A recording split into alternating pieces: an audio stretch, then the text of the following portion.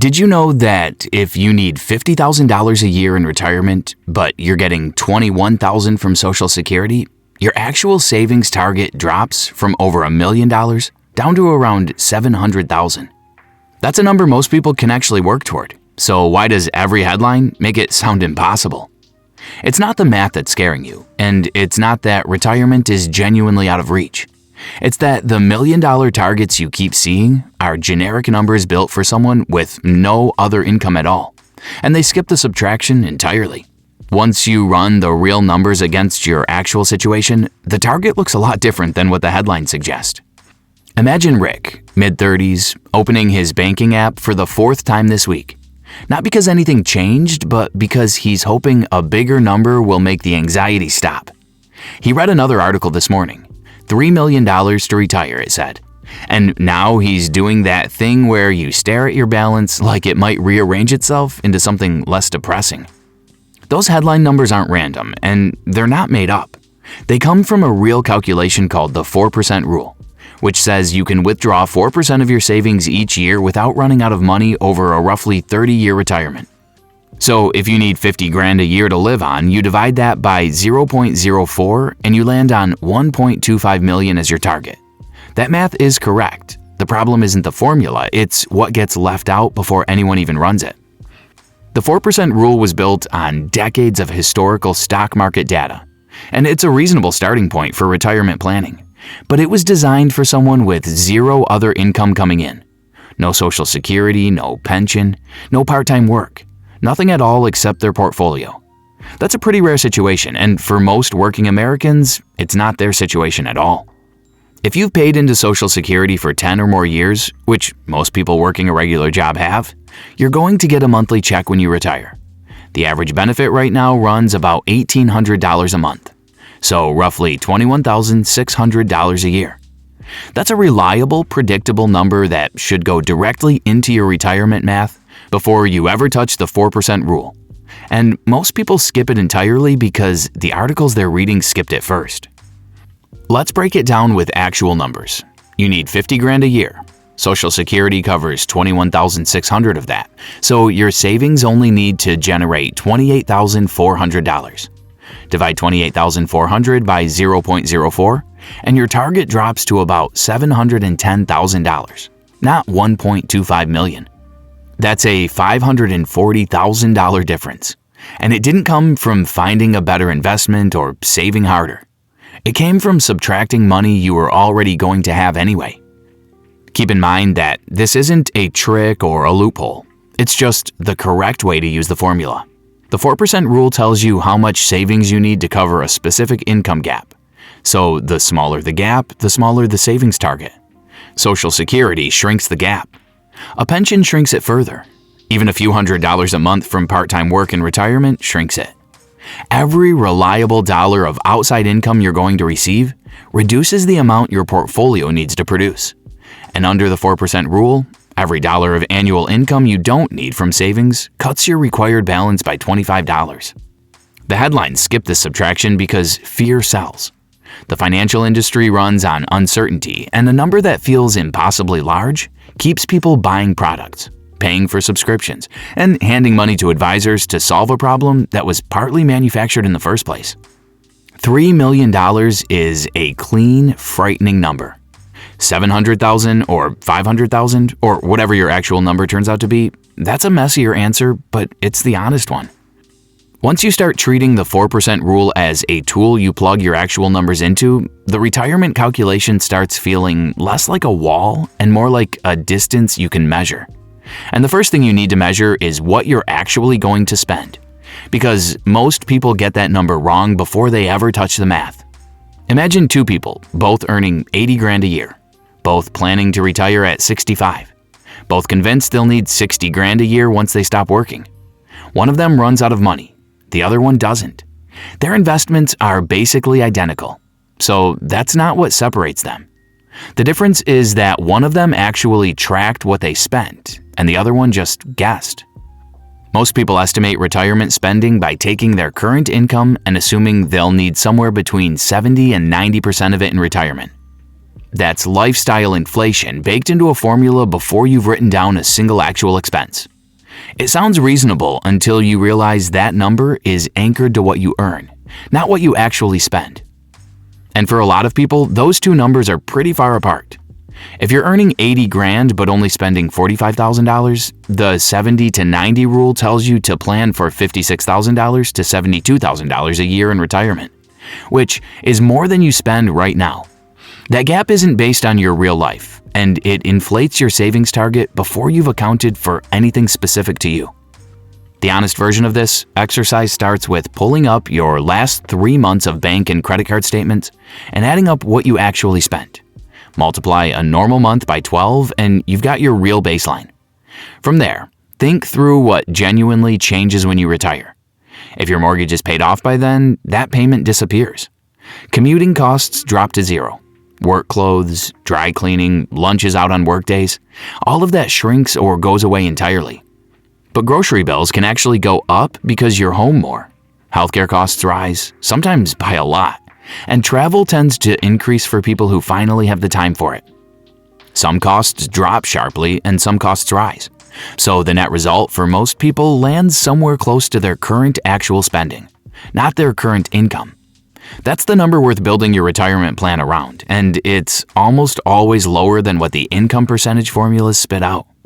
Keep in mind that geography rewrites this entire calculation in a way that most retirement articles just gloss over. Research consistently shows that someone retiring in a major metro area can need roughly twice as much as someone retiring in a small city in the Midwest or South just to maintain the same quality of life. That's not a noticeable difference in lifestyle. It's the same lifestyle at double the price. Retiring from a high cost of living city doesn't mean you have to stay there. And a lot of people who feel behind on savings are really just behind on realizing they have more geographic flexibility than they think. A couple retiring in a lower cost of living state with a paid-off house and no debt can often live comfortably on $35,000 to $40,000 a year. Run that through the math from the previous section, subtract Social Security, divide the gap by 0.04, and the required savings total can come in under $500,000. That's not a hypothetical edge case. That's a pretty normal outcome for people who did the real math instead of the fear math. So, before you spiral over a headline number, spend 30 minutes writing down what you actually spend each month, category by category. Housing, food, transportation, subscriptions, entertainment, everything. Then mark what goes away in retirement and what gets added. The target you build from that exercise will almost always be lower than the one you built from anxiety and a percentage rule that doesn't know anything about your actual life. But even people who do this work carefully tend to leave out one budget line that can quietly wreck an otherwise solid plan. And it's one of the biggest numbers in the whole calculation. Healthcare is the expense that almost never shows up in a retirement calculator, and it's not a small one. Most people cruise through their working years seeing maybe $200 or $300 coming out of their paycheck for health insurance and assume that's roughly what coverage costs. It's not. Your employer covers the rest, often several $100s a month on top of what you pay. And you never see that part of the bill because it never hits your bank account. Retirement arrives and suddenly the full cost does too. If you retire before 65, you're not eligible for Medicare yet. So you're shopping for private health insurance during the exact years when your body starts sending you more bills. Private premiums for someone in their early 60s can run well into the hundreds of dollars a month per person. And that's before any deductibles, co-pays, or prescriptions. A couple retiring at 62 could easily spend tens of thousands a year just keeping their insurance active. And that's a number most retirement calculators never asked about. Even once Medicare kicks in at 65, it doesn't cover everything. There are monthly premiums for Part B, which covers doctor visits and outpatient care, and separate premiums for Part D drug coverage. Dental, vision, and hearing don't come with standard Medicare at all. So you're either paying out of pocket for those or buying a supplemental plan on top. Long-term care, meaning assisted living or a nursing facility, if you ever need that level of support, is a completely separate conversation that Medicare largely doesn't touch. And those costs can run $5,000 to $10,000 a month. The average couple retiring at 65 today will spend somewhere north of $300,000 on healthcare over the course of their retirement. And that figure doesn't factor in long-term care. That's not a rounding error you can absorb into a general spending estimate. It needs to be its own line item sitting in your plan before you realize any savings target. Because if it's not in the math, you're just hoping it doesn't break things when it arrives. One of the better tools for building that buffer is a health savings account, or HSA. The money you put in goes in pre-tax, it grows tax-free while it sits there, and it comes out tax-free when you spend it on qualified medical expenses. That's 3 separate points where most accounts would normally take a tax hit, and an HSA avoids all of them. You do need to be enrolled in a high-deductible health plan to contribute, but if your current employer offers that option, maxing out your HSA every year and letting it accumulate is one of the most efficient things you can do for your future healthcare costs. If you're planning to retire before 65, the practical move is to calculate 3 to 5 years of private insurance costs as their own separate line item, not folded into your general spending number. Those premiums are large enough that mixing them into your regular budget estimate distorts everything else. Keep in mind that the timing of when you retire doesn't just affect how many years you're drawing down savings. Retiring at 62 instead of 67 adds years of private insurance costs on the front end and permanently shrinks your monthly Social Security benefit on the back end. That combination, paying more for coverage while collecting less income for the rest of your life, can add up to a difference in total lifetime wealth that runs into the hundreds of thousands of dollars. And it all comes down to a single decision about when to stop working.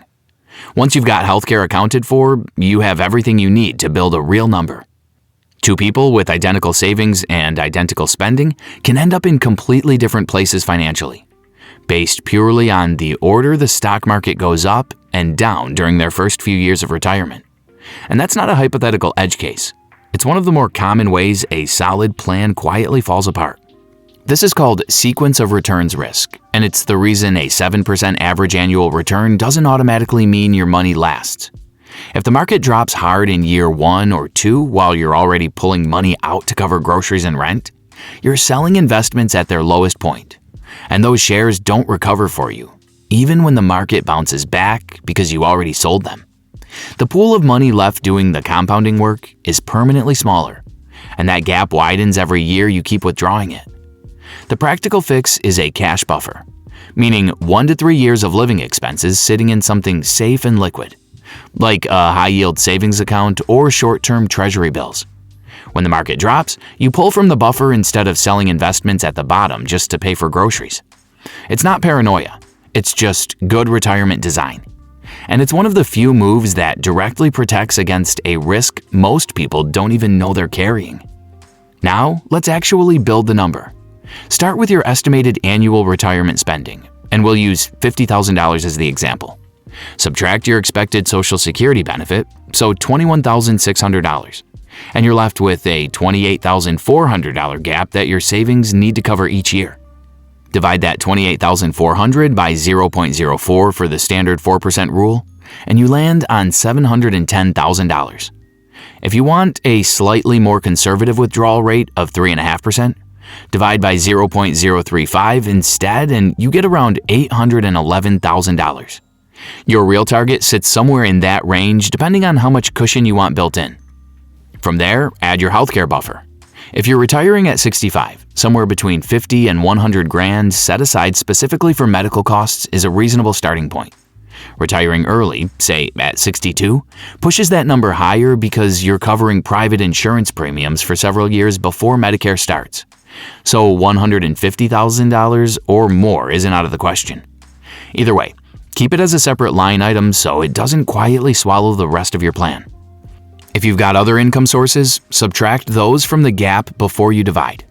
Rental income, part-time work, a pension, a side business, any reliable monthly income you expect to continue in retirement reduces what your portfolio needs to produce.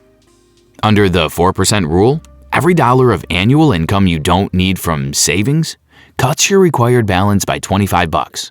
So even $500 a month from a rental property knocks $150,000 off your savings target. That's not a small adjustment. Most people who run through this exercise for the first time land on a number that's lower than what they'd been losing sleep over, because the headline number they'd been measuring themselves against never subtracted Social Security, never accounted for other income, and never asked what they actually spend. Thomas Stanley spent years researching wealthy Americans and found that their habits were almost boring. Consistent saving over decades, not genius stock picks or perfectly timed moves. Starting at 25 and putting in $500 a month at a 7% average return grows to roughly $1.2 million by 65. That same $500 a month starting at 35 only reaches around $567,000. Same contribution, same return, but a 10-year head start nearly doubles the outcome. And no amount of catching up fully closes that gap once it opens. The $3 million headline wasn't built for you. It was built for someone with no Social Security, no pension, no side income, and a spending level that probably doesn't match your actual life. So stop measuring yourself against it. Go to ssa.gov, look up your projected Social Security benefit, write down what you actually spend each month, and subtract one from the other before you divide by 0.04. That's your number, not theirs. Drop your planned retirement age in the comments, or tell us what your actual number came out to once you ran the math. People who retire comfortably didn't find a secret investment.